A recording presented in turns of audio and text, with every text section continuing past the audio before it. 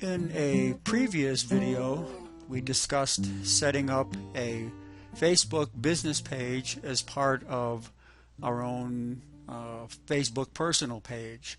Now we're going to talk about advertising in Facebook, and this is the first part of two or three videos that will discuss advertising from both the soft sell as well as the hard sell. But we're going to talk about the soft sell first, because Facebook is a social media, which means that it's about relationships, not about selling.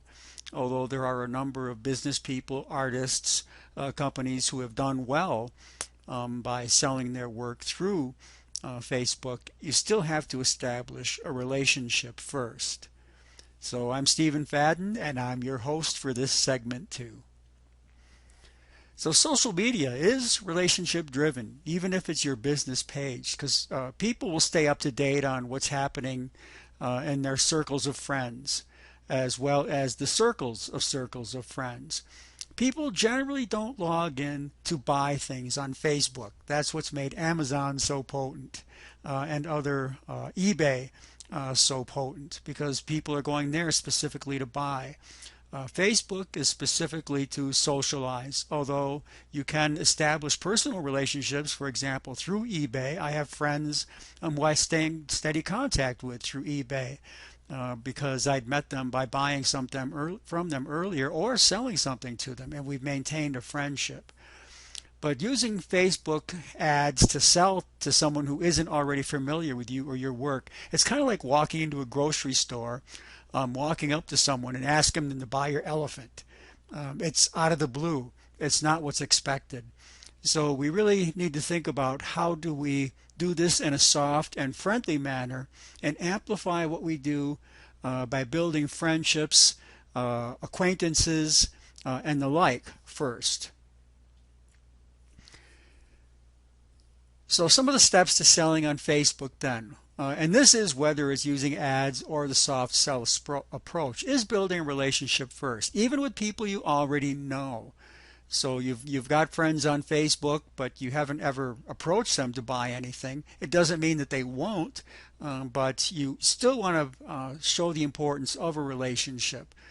You're building awareness to let people know about the work or the service that you do.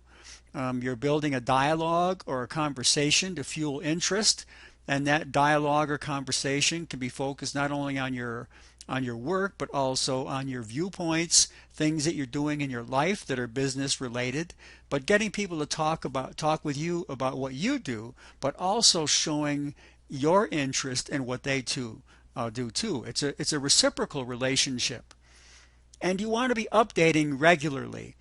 That's something that we see in Facebook, as people have a really short attention span and will very quickly click away from what you're doing. That's one of the wonderful things that's built into Facebook, is that the internet itself promotes a short attention span. So if something doesn't grab someone's interest, you're only a click away from being left. So you see that feeder over on the right hand side of your screen, and people can see what other people are doing, and if what you're doing is not interesting, engaging enough, it's very easy to jump to someone else. So people have a very short attention span. You might compare this even to a mouse click, to what we would see on television. Changes over the years. I'm old enough to remember when you actually had to get off your behind to walk over to the TV and turn a knob to change the channel. And then something really amazing happened. That's the equivalent of a mouse, but you see it with electronic media. And that was the remote. And one of the things that happened when the remote came into existence, it actually altered the length of commercials as well as the way that TV commercials were presented, because the advertiser had to get their message to you in a shorter amount of time, because they no longer had that distance between you getting up and walking over to the TV and changing the channel. It was literally only seconds. So they had to alter the length of commercials to get their message to you quicker, because they knew that the mouse click, for example, in contemporary time was like hitting that remote in an earlier time. So people have a short attention span. The internet promotes being attention deficit disorder. So I say that facetiously, but I think you know what I mean when you're visiting a page. For that matter, if you're looking at a page and it's all just text, people are less inclined to stay and look at it because people want to see images, they want to see movies, or at least listen to audio, which has made Spotify and other music streaming services so popular, because now people can listen to constantly changing music, or Pandora, for example, with their own channels, while they are mouse clicking away to keep their minds occupied and stay up to date with what people are doing.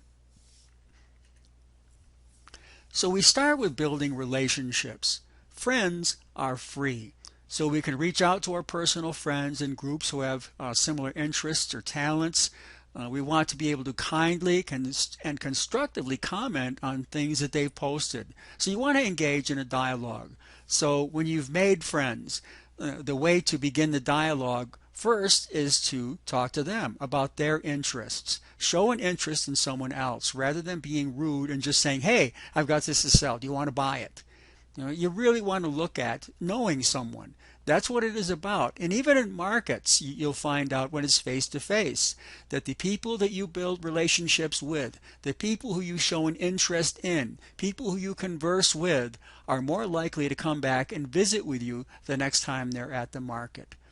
So you want to be aware that you're building relationships, and you also want to maintain, you might say you want to police the types of things that are put in your posts too as people reply. For example, if people are kind of haters and they post a lot of negative, if they troll a lot, you have the option in Facebook to delete their comment, and you also have the option to say, you send them a message and say, this comment was inappropriate, I'm deleting it, and if you do this again, I will block you from visiting my page. You have that kind of control. The same way as a store owner, you can control who can come into your store.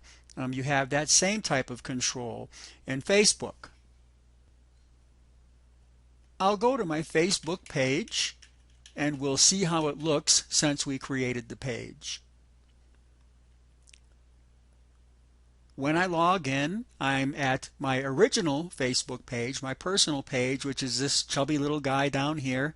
That's a picture that was taken with my Uncle Dennis, and we were dressed up in our native dress. And I kind of smile when I see this picture because I probably weigh less now than I did when that picture was taken. So if I were to visit that page, we do see I have my personal page, and I can post what's on my mind. I've posted a picture of a performing artist, picture that was taken or painted of me, and there are a number of comments underneath. I can go in, I can choose to like what they say, or I can choose to love what they say. I have different options when I mouse over, depending on the reaction that I have to their comment, and then I can respond to them. And so I have lots of comments on my personal page. However, on my upper right hand side then is now where I can see my business page. You see that I administer in both the Stephen Fadden Productions as well as Poe Cultural Center. So we're now, if you have only just set up your business page, you'll see that I'm presented with a number of different page education options.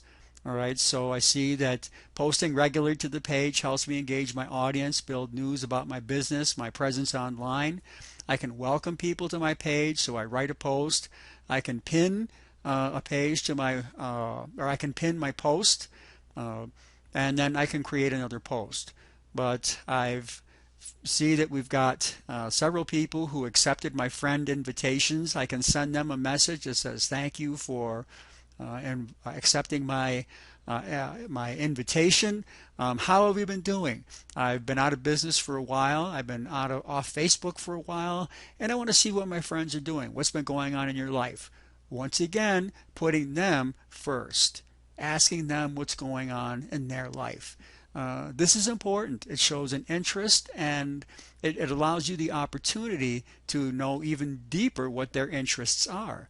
You'll also see that the various contacts that I have, people who are online right now, are signified by a little green dot. I can go click on any of their links, see what they're doing.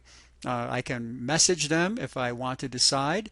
If there were notifications active, you can see that my friend back from my rock and roll days, Jim Blair, as well as Larry Reed, both of whom I was in bands with, have commented on my photos, so I could go read their comment and respond to them.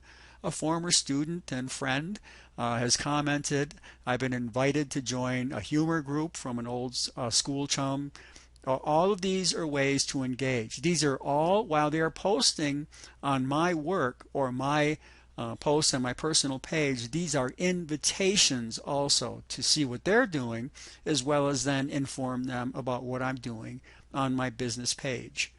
So there is a mix between personal and business, but you still want to keep it distinct. That you don't want to be posting images, for example, or videos of me sitting at some restaurant having, surf and turf. That's I'd keep that in my personal page. I'd want to keep that away from my business. So we've got a good amount of information that we can present, whether it be creating posts, notifying people of upcoming events, as well as getting more people to subscribe. And if we look at the various options that we have, if I have a mailbox here, which I haven't set one up yet, there would be an inbox for Stephen Fadden Productions. Nothing has come in. Various notifications that have come up in Stephen Fadden Productions that Facebook is informing me. Sometimes you get a notification that your post was viral. And what this does also is it gives me little hints. Build your audience by promoting Stephen Fadden Productions to get more page likes. This lets me know people that visited my post and they haven't heard me from a while. This is a little kick in the behind to write a post so that people want to continue to come back. So these are all options that we can explore in other parts of the video series that we will be producing here. So in building these relationships, we want to avoid a competitive mindset or that hard sell. Why would we want to do that? Well, there are millions of potential friends and business associates out there. There is no shortage of an audience to garner for your work. So focus more on encouraging more people to view you, and as well as you view them, rather than feeling like you're in competition with someone, because you will never win in that, you might say, that battle online. There are just too many people. So focus on promoting what you do, being interested in what other people do, than competing with anyone. Because another thing that Facebook does is it puts you face to face with a lot of competition. It's a losing battle. So social media, whether it be Facebook, Instagram, Twitter, is a huge interconnected market. And I would include YouTube as social media too. And I want you to think about this when you think about promoting yourself. What is the most powerful and the most used search engine on the planet? If you said Google, you're right. Who does Google own? Google owns Facebook and YouTube, which are other two powerful and interconnected search engines. So if you have something on YouTube and you put it on Facebook, it's going to show up in Google as well as on YouTube as well as in Facebook.